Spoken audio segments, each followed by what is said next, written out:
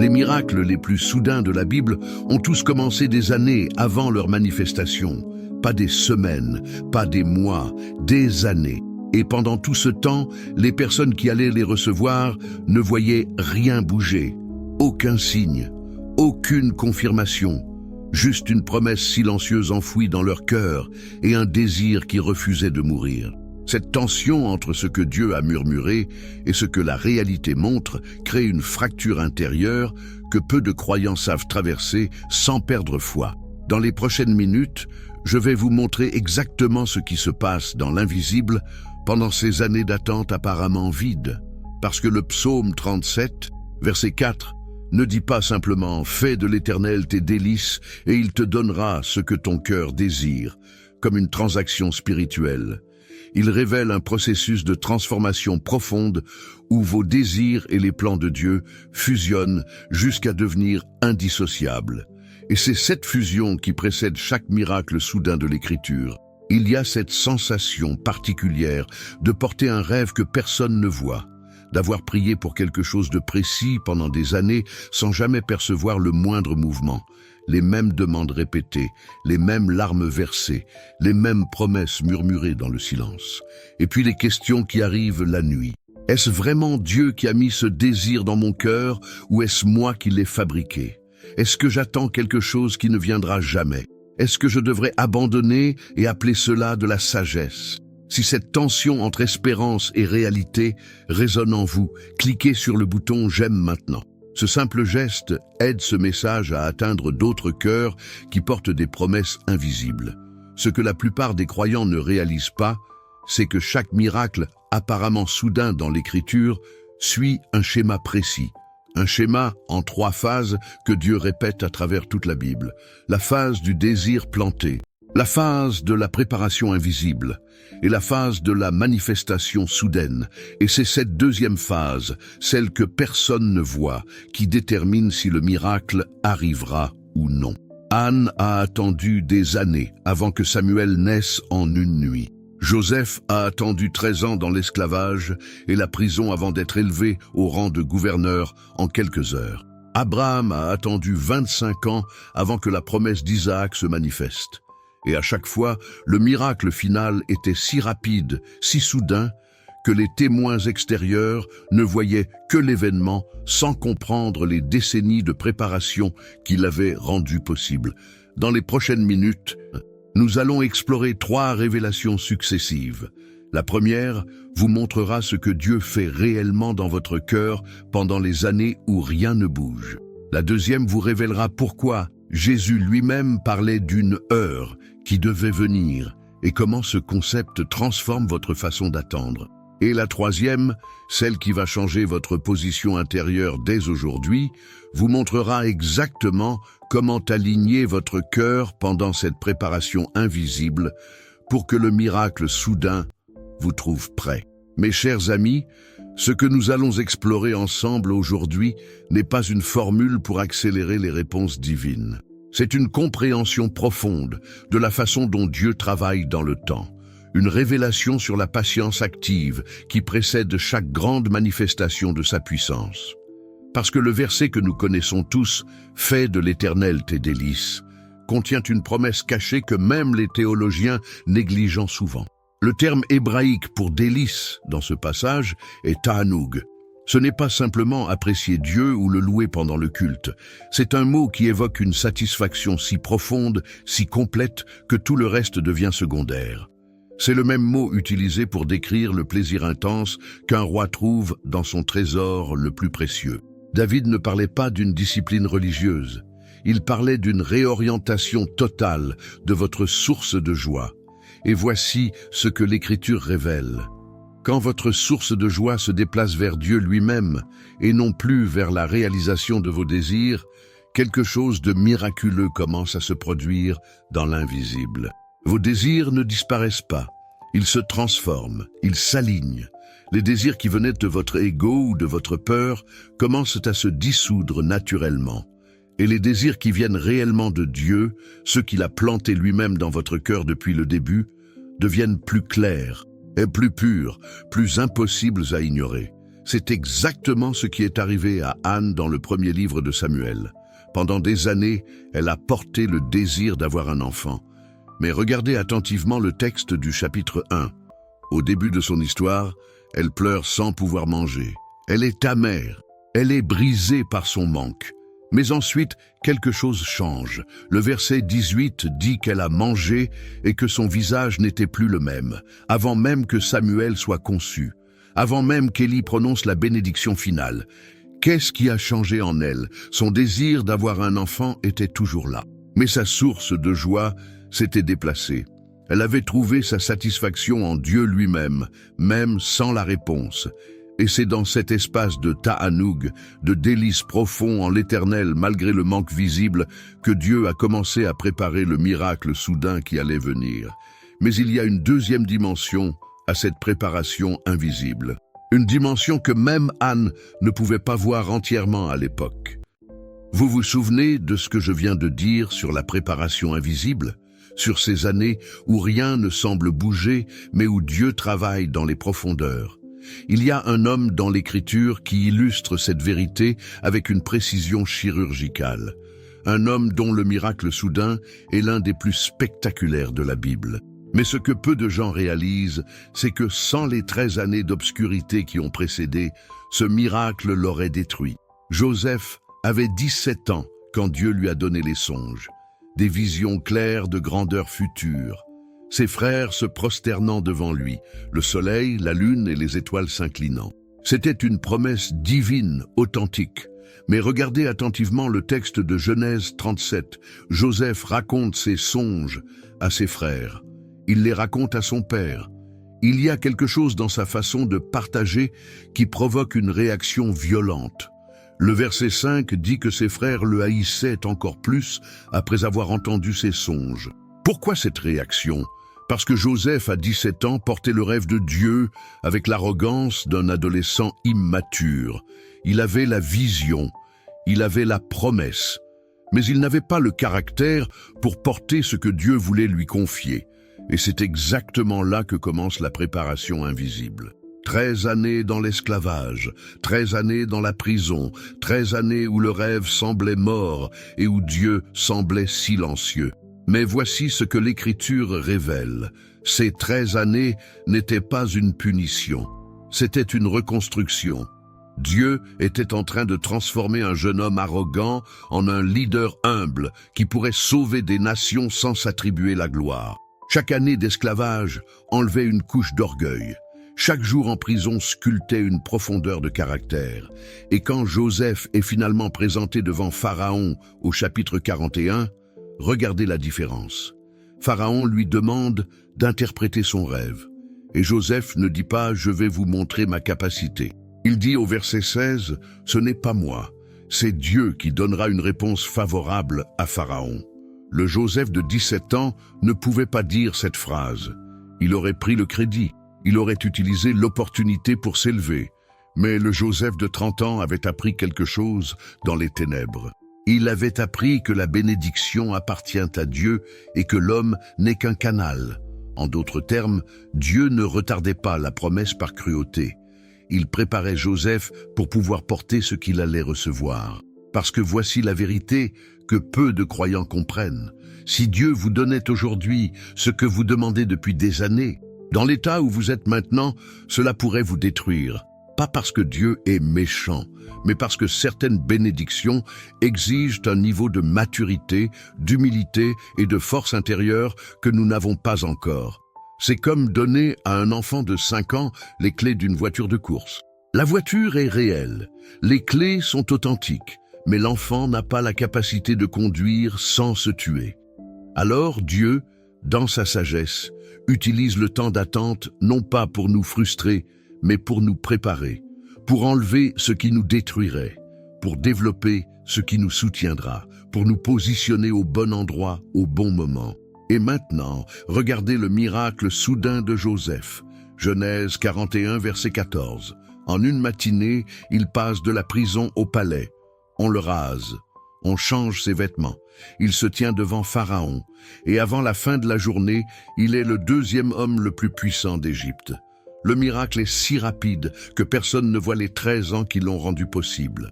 Tout le monde ne voit que la promotion soudaine, mais Dieu, lui, voit la transformation invisible qui a préparé le terrain.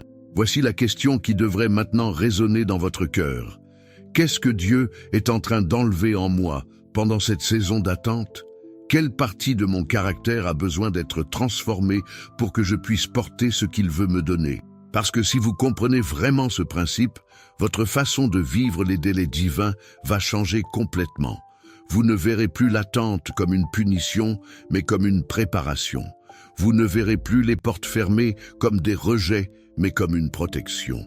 Et vous commencerez à coopérer avec ce que Dieu fait dans l'invisible au lieu de résister avec amertume. Si cette révélation sur la préparation invisible touche votre cœur, écrivez « Je me prépare » dans les commentaires comme une déclaration de votre intention. Et si ce message vous parle, abonnez-vous pour continuer ce chemin spirituel ensemble. Mais il reste une question que Joseph lui-même ne pouvait pas répondre entièrement depuis sa cellule de prison. Comment sait-on que le moment approche? Comment discerner que la préparation invisible touche à sa fin et que le miracle soudain est sur le point de se manifester? C'est exactement ce que Jésus a enseigné à ses disciples avec un concept que la plupart des chrétiens modernes ont complètement manqué. Les Grecs de l'Antiquité avaient 2 mots différents pour parler du temps. Le premier était chrono, c'est le temps chronologique, les secondes qui passent, les jours sur le calendrier, le temps que vous mesurez avec une montre, mais ils avaient un deuxième mot, un mot beaucoup plus profond, kairos, le moment opportun, l'instant précis où toutes les conditions sont alignées pour qu'une action produise son effet maximal. Et voici ce qui est fascinant. Quand vous lisez les évangiles en grec, Jésus utilise constamment ce concept de kairos pour parler de son ministère. Au chapitre 2 de l'évangile de Jean, lors des noces de Cana, sa mère lui demande d'intervenir parce que le vin manque. Et Jésus répond au verset 4, « Mon heure n'est pas encore venue ». Le mot utilisé pour heure ici est directement lié au concept de kairos, le moment divinement orchestré. Jésus vivait selon le kairos de son Père et pas selon le chrono des hommes. Il savait qu'il y avait un moment précis où chaque miracle devait se produire pour accomplir exactement ce que le Père voulait accomplir. Pas trop tôt, pas trop tard, au moment exact où toutes les pièces étaient en place. Maintenant, avancez avec moi jusqu'au chapitre 12 du même évangile.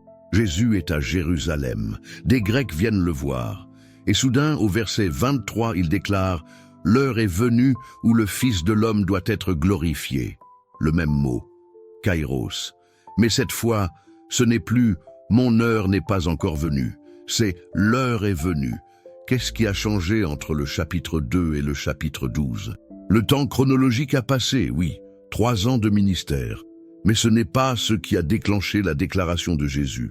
Ce qui a changé, c'est que toutes les conditions spirituelles, relationnelles et prophétiques étaient maintenant alignées. Les disciples avaient été formés. Les foules avaient été témoins. Les autorités religieuses avaient révélé leur cœur. Et maintenant, le kairos était arrivé, le moment divinement orchestré où la croix allait produire son effet maximal pour le salut du monde. En d'autres termes, Dieu ne travaille pas simplement selon un calendrier. Il travaille selon des alignements. Et pendant tout le temps où vous attendez dans le chrono, dans les jours qui passent lentement, Dieu orchestre des dizaines, parfois des centaines d'éléments invisibles pour que tout soit prêt au moment du kairos. Le moment où votre miracle soudain produira l'impact maximal non seulement dans votre vie, mais dans les vies autour de vous. Pensez à Joseph encore une fois avec cette compréhension. Pourquoi exactement 13 ans? Pourquoi pas 10? Pourquoi pas 15? Parce que c'était le kairos parfait. Si Joseph était sorti de prison 2 ans plus tôt, Pharaon n'aurait pas encore fait son rêve. Il n'y aurait pas eu d'ouverture. Si Joseph était sorti 2 ans plus tard, quelqu'un d'autre aurait déjà interprété le rêve. Le moment aurait été manqué. Mais au kairos exact, Joseph est au bon endroit, avec le bon caractère, devant le bon roi, au moment du bon besoin. C'est comme planter un arbre fruitier. Vous pouvez arroser fidèlement pendant des années sans voir un seul fruit. Et puis, une saison arrive où tout explose, soudainement. Des dizaines de fruits en quelques semaines. Ce n'est pas que l'arbre n'ait rien fait pendant les années précédentes. Il développait son système racinaire, il construisait sa structure intérieure. Et quand le kairos de la fructification est arrivé, tout ce qui avait été préparé dans l'invisible s'est manifesté d'un coup. Laissez-moi vous partager l'histoire d'une femme que j'appellerai Céleste. Pendant 8 ans, elle a prié pour une percée professionnelle. Elle avait les compétences. Elle avait l'expérience, mais chaque porte restait fermée. Chaque entretien menait à un refus poli, et elle commençait à croire que Dieu avait oublié ses prières. Mais elle a continué à faire de l'Éternel ses délices, même dans la frustration. Et puis, en l'espace de 2 semaines, 3 opportunités se sont présentées simultanément, pas une, 3. Et l'une d'elles était exactement la position qu'elle avait décrite dans son journal de prière 8 ans plus tôt. Le miracle était si soudain que même elle était choquée. Mais avec le recul, elle pouvait voir comment Dieu avait utilisé ces 8 ans pour développer en elle l'humilité et la sagesse nécessaires pour gérer ce niveau de responsabilité sans s'effondrer. Voici ce que je veux que vous compreniez profondément aujourd'hui. Dieu n'est pas en retard, il est en préparation. Chaque jour où vous attendez fidèlement, il aligne des éléments que vous ne pouvez même pas imaginer. Des personnes se positionnent, des circonstances se réorganisent. Votre propre cœur se transforme. Et quand le kairos arrive, quand toutes les pièces sont parfaitement en place, le miracle se manifeste avec une rapidité qui vous laissera sans voix. Mais voici la question la plus importante, la question qui va déterminer si vous recevez ce miracle ou si vous le manquez par impatience. Comment vivez-vous pendant le chronos en attendant le kairos? Comment positionnez-vous votre cœur pendant ces années de préparation invisible? Parce qu'il y a une posture intérieure spécifique que chaque personne qui a reçu un miracle soudain dans la Bible a adoptée. Une posture que David décrit avec une précision parfaite dans le psaume 37. Et c'est cette posture finale, cette révélation sur la façon de vivre l'attente, qui va transformer votre expérience dès aujourd'hui. Revenons au verset qui a ouvert notre exploration aujourd'hui. Psaume 37, verset 4. « Fais de l'Éternel tes délices, et il te donnera ce que ton cœur désire. » Maintenant, avec tout ce que nous venons de découvrir sur la préparation invisible et le kairos divin, ce verset prend une profondeur nouvelle. Remarquez l'ordre. Ce n'est pas « demande à Dieu ce que tu veux et il te le donnera si tu fais de lui tes délices ». C'est d'abord « fais de l'Éternel tes délices », puis « il te donnera ». La posture précède la provision. La transformation intérieure précède la manifestation extérieure. Et c'est exactement ce que nous avons vu avec Anne, avec Joseph, avec Jésus lui-même. Mais voici ce que la plupart des croyants manquent dans ce verset. Faire de l'Éternel ses délices pendant l'attente ne signifie pas supprimer vos désirs ou prétendre qu'ils n'existent pas. Cela ne signifie pas sourire avec stoïcisme en disant « c'est bon, je n'ai besoin de rien ». Ce serait du déni spirituel, pas de la foi. Non. Faire de l'Éternel ses délices signifie trouver une satisfaction si profonde en sa présence que même si la promesse tarde, vous n'êtes pas vide. Même si le miracle n'est pas encore manifesté, vous n'êtes pas brisé. C'est exactement ce qu'Anne a découvert dans le temple. Son désir d'avoir un enfant était toujours là, brûlant et réel, mais elle avait trouvé quelque chose de plus profond. Elle avait trouvé que Dieu lui-même était suffisant pour remplir le vide que même un enfant ne pourrait pas combler complètement. Et paradoxalement, c'est dans cet espace de satisfaction en Dieu que le désir de son cœur a pu se manifester sans la détruire. Voici l'application pratique que je veux que vous emportiez aujourd'hui. Une pratique concrète que vous pouvez commencer dès ce soir. Chaque jour, avant de présenter vos requêtes à Dieu, passez 5 à 10 minutes simplement en sa présence, sans rien demander. Pas de liste de prières, pas de requêtes urgentes. Juste vous et lui. Adorez-le pour qui il est, pas pour ce qu'il peut faire. Remerciez-le pour sa fidélité passée, pas pour les réponses futures. Laissez votre cœur se reposer en lui comme un enfant se repose dans les bras de son père. Et voici ce qui va commencer à se produire.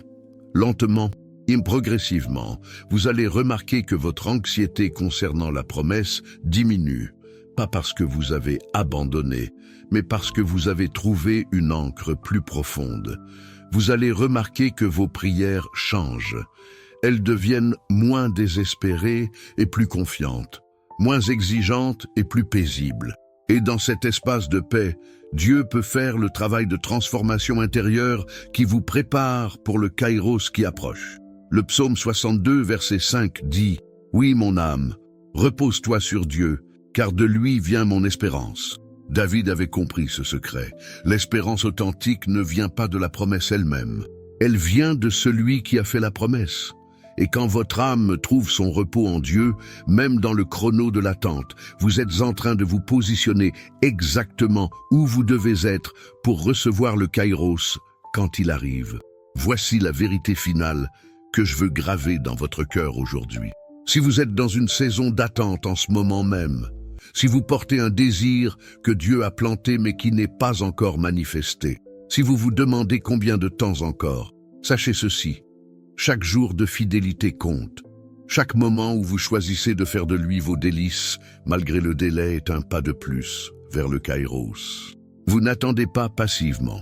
Vous vous préparez activement et le miracle soudain qui approche vous trouvera prêt, mature, positionné exactement où Dieu vous veut.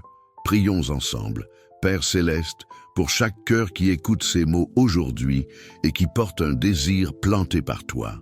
Pour ceux qui attendent depuis des mois, des années, parfois des décennies, nous te demandons de fortifier leur foi pendant le chrono. Aide-les à trouver leur satisfaction profonde en toi, même avant que la promesse se manifeste.